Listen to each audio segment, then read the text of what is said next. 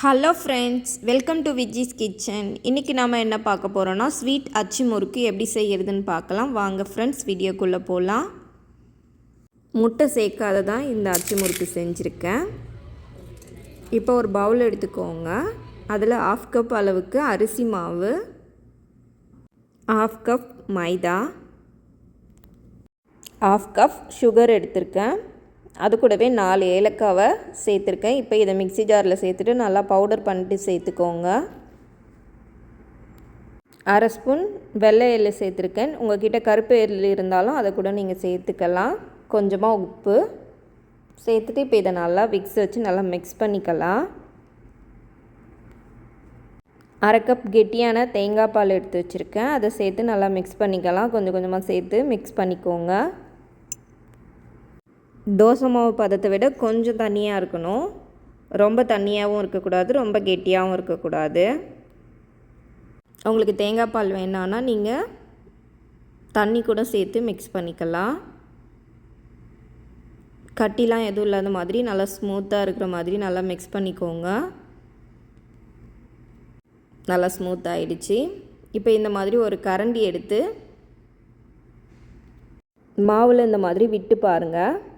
இந்த மாதிரி விட்டு பார்த்தீங்கன்னா கரண்டி மேலே இந்த மாதிரி மாவு நல்லா கோட்டாகி வரணும். இதான் கரெக்டான பதம். அடுப்பான் பண்ணி கடாயை வச்சு எண்ணெயை சூடு பண்ணிக்கோங்க.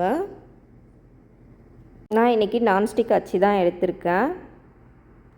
2 நிமிஷத்துக்கு நல்லா சூடான எண்ணெயில் அச்சு வச்சு எடுத்துக்கோங்க.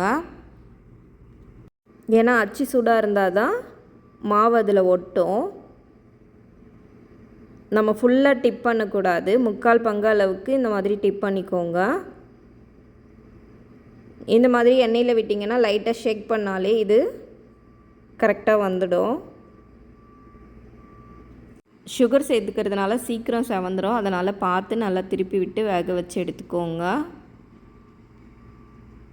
ஃபஸ்ட்டு எடுக்கிறப்ப வளவலன்னு தான் இருக்கும். நம்ம எடுத்து ஆறுனதுக்கப்புறம் நல்லா கிறிஸ்பி ஆகிடும். 2 பக்கமும் நல்லா செவந்து வந்துடுச்சு பாருங்கள். இப்போ இதை எடுத்துடலாம். மீதி இருக்கிற எல்லாத்தையுமே இந்த மாதிரி செஞ்சு எடுத்து வச்சுக்கலாம். வரப்போகிற தீபாவளிக்கு நீங்களும் இந்த ரெசிபியை ட்ரை பண்ணி பாருங்கள். ரொம்பவே நல்லாயிருக்கும். பார்க்குறதுக்கே நல்லா சூப்பராக நல்லா கிறிஸ்பியாக இருக்குது. அவ்வளோதான்.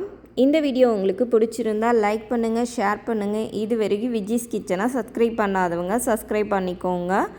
பக்கத்தில் இருக்கிற பெல் ஐக்கானையும் கிளிக் பண்ணிக்கோங்க. Thank you friends.